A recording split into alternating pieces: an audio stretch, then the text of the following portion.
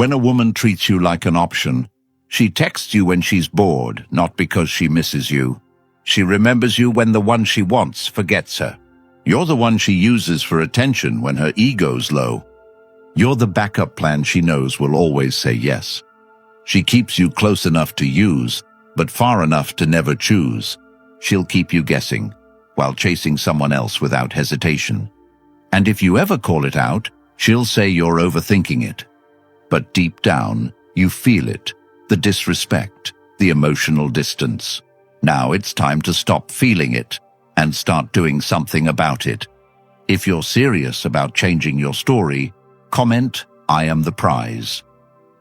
Number 1. Stop explaining your worth. Every time you try to explain your worth to someone who doesn't see it, you give away a piece of your power, and most men don't even realize it because they've been conditioned to think that love requires performance, that value is proven through sacrifice, that you must keep proving you're worthy of a place in someone's life, even when they keep showing you through actions that you're just a tool they pick up and put down when convenient. And what's worse is that they confuse attention with care.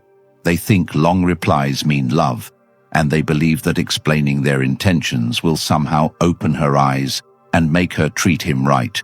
But it won't, because respect is never given in response to a monologue. It's given in response to presence. And if you have to constantly tell someone why you matter, you're trying to sell your value to someone who already walked past the shelf. And while you're typing out essays about how you feel, she's texting another option who didn't explain, he just was. And that's what you need to understand. You are not a speech, you are not a pitch, you are not something that needs to be packaged and presented for approval. And the minute you stop trying to be understood and start focusing on becoming undeniable, you will feel a shift so strong it becomes a lifestyle, not a moment. And you'll notice how people treat you differently, not because they suddenly changed, but because you finally respected yourself enough to stop begging for what should have been offered freely. And if someone only responds when you pressure them emotionally, they never truly saw you. They only feared losing your attention, which isn't the same as valuing your presence. And once you internalize that, once you live with the principle that real presence doesn't chase validation, everything changes because you stop trying to earn loyalty from someone who isn't even capable of consistency. You stop writing long messages explaining why you're upset. You stop venting your soul to someone who replies with one-word responses. You stop checking if they viewed your story because you realize you're the story and their presence is the chapter you no longer need. And this is not about being cold or distant. This is about regaining your internal control. Because if someone needs convincing to value you, they're not confused. They're clear, and they're hoping you're not. And the only way you stop this cycle is to stop participating in it entirely. Not by arguing louder, but by living louder. By creating a life so focused on improvement that you have no energy left for those who don't recognize the effort, the pain, the loyalty you bring. Because the truth is, she didn't forget your worth. She just never intended to honor it. She was entertained by your consistency, addicted to your availability, and every time you explained yourself, she got more proof that you'd never leave, more confirmation that you didn't believe you could walk away. And that's what kept her comfortable. Not your love, but your weakness. And if you're honest with yourself, you knew it. You felt it, but you chose hope over evidence, and now you're left confused. But confusion doesn't need closure, it needs clarity, and clarity begins with this. You are no longer available for people who require explanations to see your worth. You are no longer lowering your voice hoping to be heard by someone who chooses not to listen. You are no longer rehearsing pain in your mind to understand why they treated you like a backup. You are deleting the script, walking off the stage, and building a reality where your presence speaks for itself. Not in arrogance, but in quiet certainty. The kind that doesn't demand attention but commands it. The kind that doesn't need to shout because the results do the talking. the kind that isn't trying to win her over because there's nothing left to win.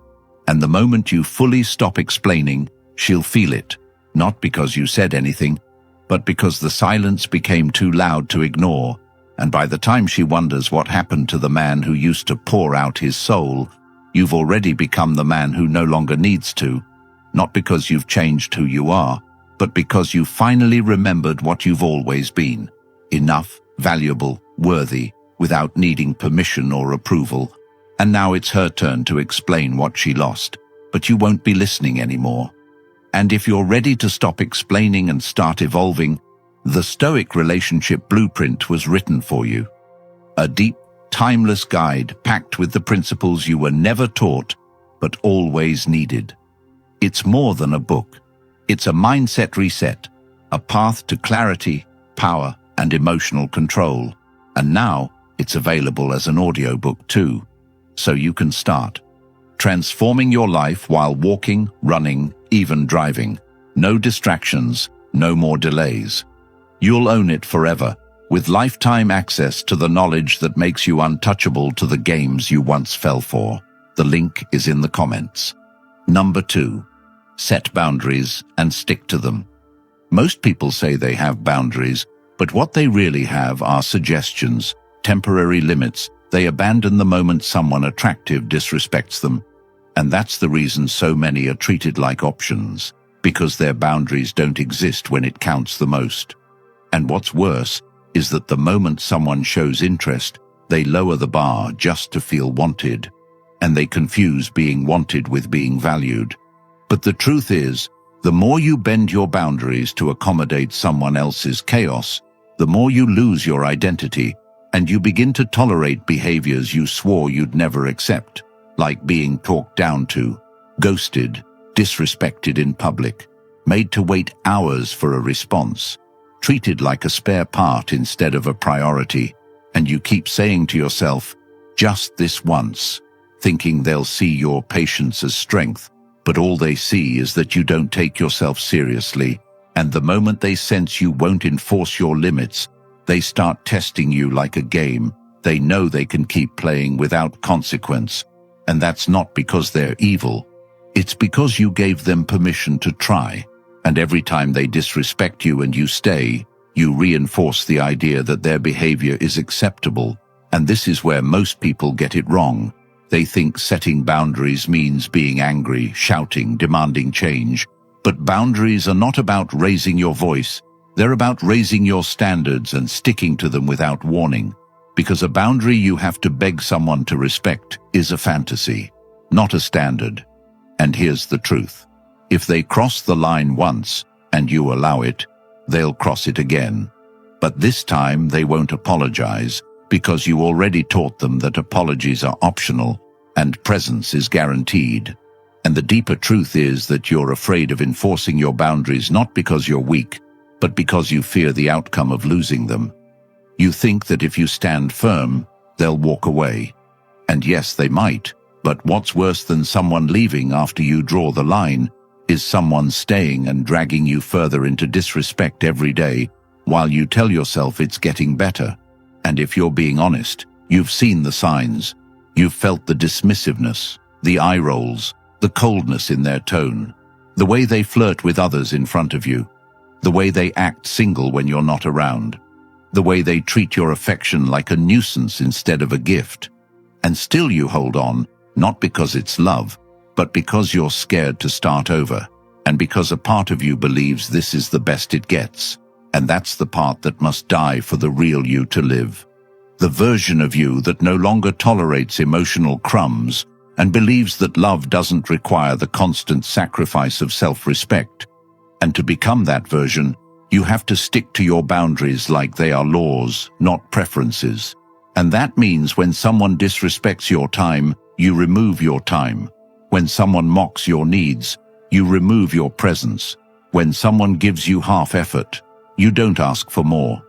You give less access, not because you're playing games, but because the value of your energy is not up for debate. And that's the truth no one wants to hear.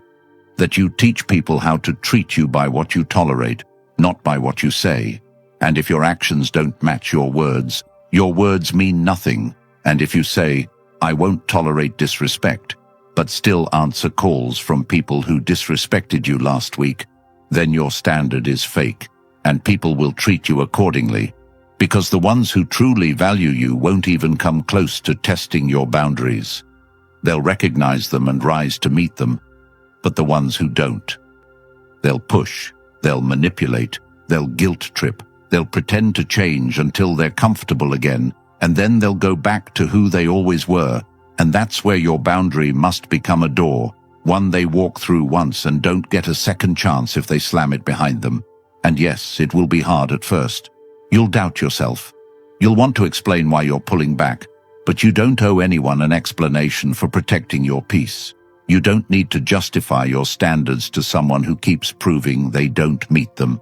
And the moment you stop negotiating with people who test your limits, you'll feel something strange. Peace. Not because life is perfect, but because the wrong people no longer have access to interrupt it, and that peace. It becomes addictive. It becomes your new baseline, and you'll start to see every message, every invitation, every request, not as a compliment, but as an access request. And unless their behavior aligns with your boundaries, the answer is no. Without guilt, without second guessing, without thinking, maybe you're being too harsh because you're not. You're just finally being honest about what you deserve. And if that honesty costs you people, they were never assets in the first place. And every time you enforce a boundary and lose someone, you don't lose, you gain clarity. And in that clarity, you'll build a life where you no longer fear being alone, because you know being surrounded by people who make you feel invisible is far worse than solitude. And that's the switch, the shift, the reset. When you finally understand that boundaries are not about keeping others out, they're about keeping yourself intact. And the moment you honor them without hesitation, you stop being an option and start becoming a standard. Number 3. Focus on your goals. Every second you spend thinking about someone who's treating you like a backup is a second you steal from the life you could have built. And what most people don't realize is that distraction is the most dangerous poison, not because it kills you instantly, but because it slowly erodes the drive inside you. It turns your mind into a screen where her name keeps playing on loop, and you start checking your phone instead of checking your progress. And what makes it worse is you don't even notice it happening. You think it's just a phase, a rough week, a temporary heartbreak. But it's not temporary if it becomes your default. And when your focus shifts from your mission to her attention, you've already lost. Not because she took your power, but because you gave it away voluntarily. And this is where the truth hits hardest. She doesn't care if you're distracted. She doesn't care if your dreams fall apart while you wait for her to reply. Because to her, your silence means nothing if she's still entertained elsewhere. And the only way you rise from this trap is by cutting off everything that keeps you in the loop of waiting, wondering, hoping, and instead build a system around your time, energy, and mind that leaves no space for emotional parasites. And yes, that means being ruthless with your priorities, because if your goals don't become your obsession, your pain will, and you know this already. You've felt it, the way your productivity crashes when she ignores you, the way your sleep breaks when you imagine her with someone else, the way you say you're fine but can't even focus for 10 minutes without drifting back into old conversations in your mind. And if that's where you are, the solution isn't more motivation, it's structure, discipline, design, and focus. And it starts with this. Set a deadline. Pick one target that would change your life if you hit it, whether it's money, health, skills, or freedom, and go all in, not halfway, not when you feel like it, not when she's acting right, but now, even in the pain, even in the heartbreak. Because the truth is, your goals don't care if you're hurting, they only respond to action, and the longer you let distraction hold you back, the harder it becomes to remember who you used to be before she became your center, and that version of you. He didn't wake up checking messages. He didn't delay work because of emotion. He was focused, locked in, silent, building. And it's time you return to him, not by forcing it, but by designing your life so powerfully that you don't have time to sink into overthinking.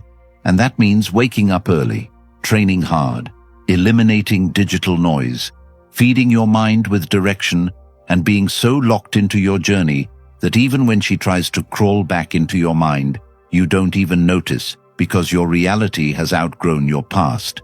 And this isn't about being heartless. It's about being aligned with your future. And once you experience that alignment, once your days are filled with progress and momentum, you'll start seeing everything differently. The games, the tests, the manipulation.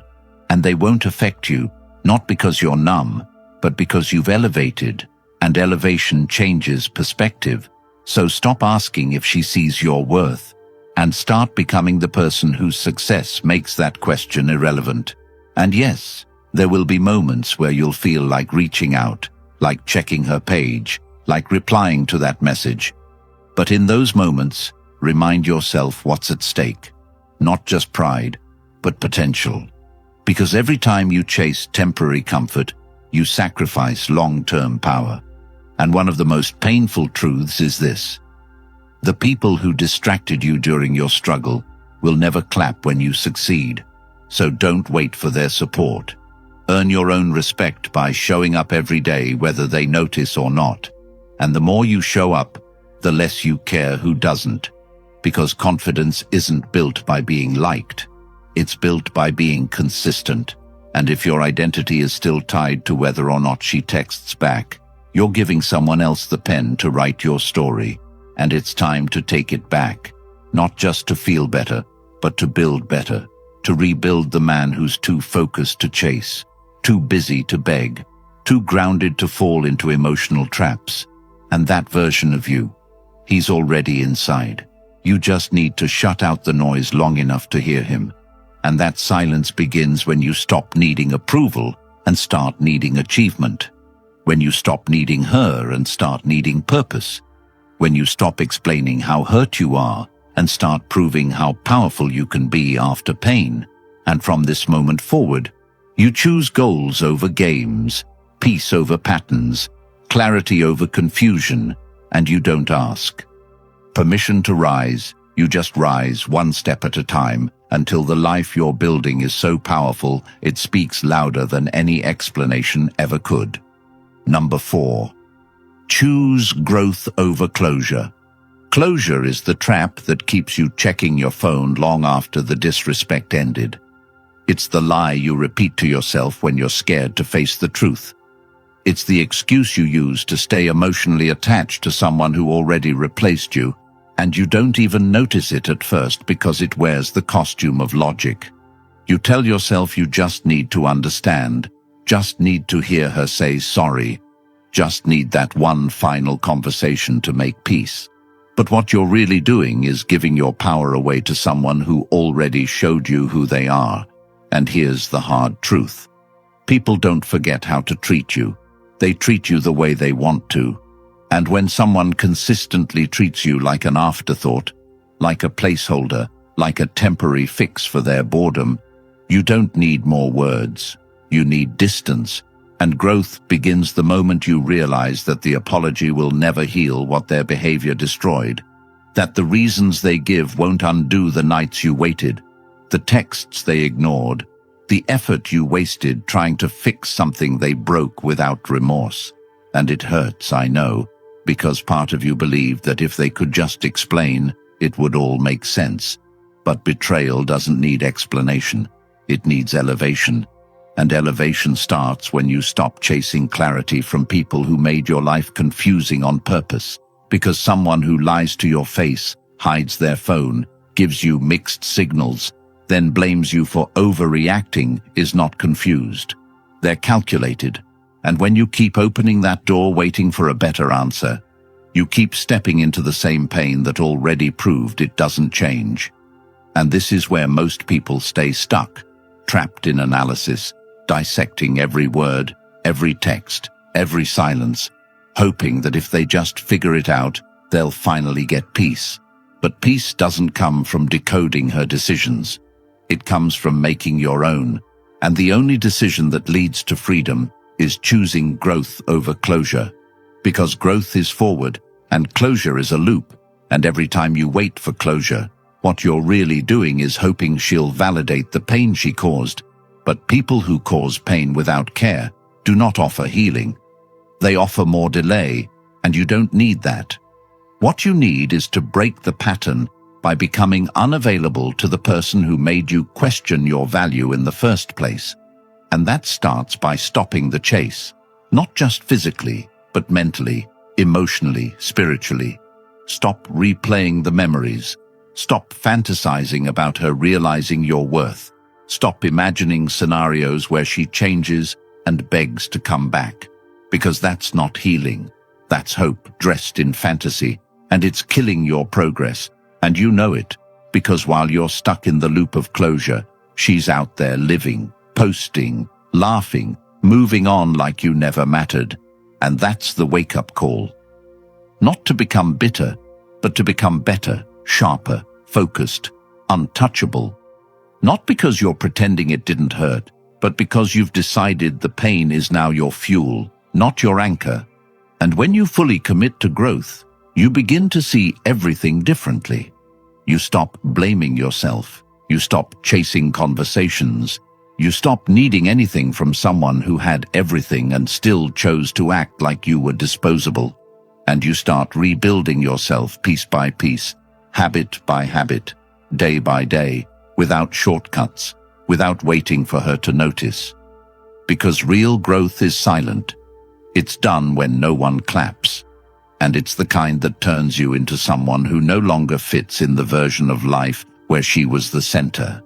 And if you really want to move forward, start by writing down the lessons. What did this teach you about your standards, your emotional discipline, your time management, your self-respect? Because there's power in reflection, but there's weakness in obsession. And if you're still stalking her socials, still reading old messages, still fantasizing about the day she texts, "I miss you," then you haven't chosen growth. You've chosen stagnation, and you need to stop, not for her, but for you, because the man you're meant to become is waiting behind the pain you keep recycling, and you don't get to meet him until you let go of the version of you that needed her love to feel complete. And no matter how good the memories were, they do not justify staying stuck in a situation that broke your spirit, because memories are real, but they are not more important than reality. And if reality shows you that she didn't value consistency, loyalty, effort, or honesty, then it's time to walk forward without looking back. Not because it's easy, but because it's necessary. And the next time you feel tempted to ask for closure, remind yourself, the door is closed, not because you weren't enough, but because they couldn't handle the level of love you brought, and they disrespected it. So now your only job is to never let that level of disrespect get access again. And when you live like that, grounded, focused, clear, you don't just heal, you evolve, and the version of you that comes out on the other side. He doesn't need closure because his life speaks louder than any text ever could. Number 5. Walk away without drama. There is nothing more powerful than walking away without explaining yourself, without seeking approval, without making a scene, just leaving silently with all your dignity intact and your focus redirected toward the life you should have been building from the beginning. Because most people mistake walking away for weakness, when in truth, it's the clearest statement of self-worth you could ever make. And the reason it's so hard is because ego wants to win the argument. Your pride wants the last word. Your hurt wants to be acknowledged. But none of that heals you. None of that makes them respect you. It only gives them more power over you, because now you've shown that they still have the ability to trigger you, to shake you, to keep you emotionally bound to a version of yourself that should have been buried the moment they chose to disrespect your presence. And what hurts the most is that they don't feel bad, not in the way you think they should, because people who truly care about you don't put themselves in positions where they might lose you. And if she was ever serious about you, she would have shown it with actions, not with recycled words and temporary affection that only showed up when it benefited her. And you know this deep down. You've seen the patterns, the inconsistency, the disappearing acts when she's bored of you, and the sudden sweet messages when things fall apart with someone else. And yet you stay, hoping it's just a phase, hoping she'll change. And that hope, it's killing your growth. It's distracting you from becoming the person who doesn't wait for closure, who doesn't explain his worth, who doesn't tolerate disrespect even in small doses. And the truth is, when you walk away quietly, without bitterness, without begging, without waiting for her to come to her senses, you break a cycle, not just with her, but with every version of you that was addicted to being chosen. And that kind of walk isn't easy. It requires emotional control, discipline, strength. Most people never develop because they're too busy performing their pain instead of processing it. But you don't need to perform. You need to evolve, and evolution begins when you decide that her confusion, her disrespect, her lack of effort, her breadcrumbing, her fake apologies, her cold detachment, none of that deserves your energy anymore. Not because you hate her, but because you finally love yourself enough to stop offering loyalty to someone who treated it like an option. And that's what walking away truly means. Not ghosting, not punishing, but protecting. Removing your time from places where it gets wasted, and your peace from people who don't value it. And don't be surprised when she tries to come back. Not because she realized your worth, but because she noticed you pulled away completely. And people only feel loss when access disappears, not when love does. And by then, you've already moved different, talked different, walked different, built different, because the version of you that once tolerated being treated like a backup no longer exists. And if you do ever cross paths again, let her meet the man who no longer breaks his standards just to feel accepted, who no longer explains his value to people committed to misunderstanding it, who no longer replies out of habit, but responds only to peace, purpose, and progress. Because when you get to that level, you don't need to block her to prove a point. You just never look back, because there's nothing to return to. And silence becomes your confirmation, your revenge, your transformation. Because silence is not about ignoring her. It's about answering to yourself first.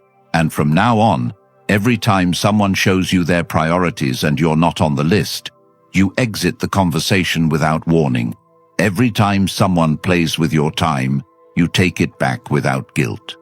Every time someone chooses comfort over commitment, you choose freedom over fantasy, because nothing destroys your future faster than staying emotionally loyal to someone who already checked out, and nothing rebuilds your identity faster than detaching without apology. And yes, it hurts, especially when you still care, especially when you gave everything. But that pain, it sharpens you, and you'll carry it for a while, but eventually it becomes clarity, and that clarity builds habits, and those habits build the version of you that doesn't beg for closure, that doesn't chase explanations, that doesn't replay old arguments in the shower, hoping to win them this time. Instead, you get to a point where even if she came back with perfect words, it would be too late. Not because you're being petty, but because you finally became whole without her approval, and that wholeness is the ultimate goal. Not winning her back, not proving a point, but creating a life so rooted in discipline, purpose, and inner respect that no situation, no heartbreak, no rejection ever pulls you back into being the man who used to beg for someone to treat him right, because now you don't ask. You walk, and you walk, not out of anger, but out of alignment. Because if your presence doesn't inspire effort, your absence will teach the lesson, and by then, you won't even be watching. If you're tired of being told to be patient while getting disrespected, if you're done being emotionally drained, second-guessed, and treated like a placeholder, then the Stoic relationship blueprint is your next step. Not for her, but for you. This isn't just a book. It's the manual you were never given, packed with timeless Stoic principles that will flip everything you thought you knew about relationships, power, and peace. It's now available as an audiobook too, so you can start transforming your mind while walking, jogging, or just reclaiming your time. Society never wanted you to have this kind of clarity, because once you have it, you stop being controlled. This isn't for the weak, it's for the man who's ready to stop chasing and start choosing himself. The link's in the comments. Own it once. Keep it forever. If you're ready, comment, "I choose peace." Hit the like button and subscribe. Not just to support this channel, but to help another man out there find this truth before he wastes years chasing what was never real.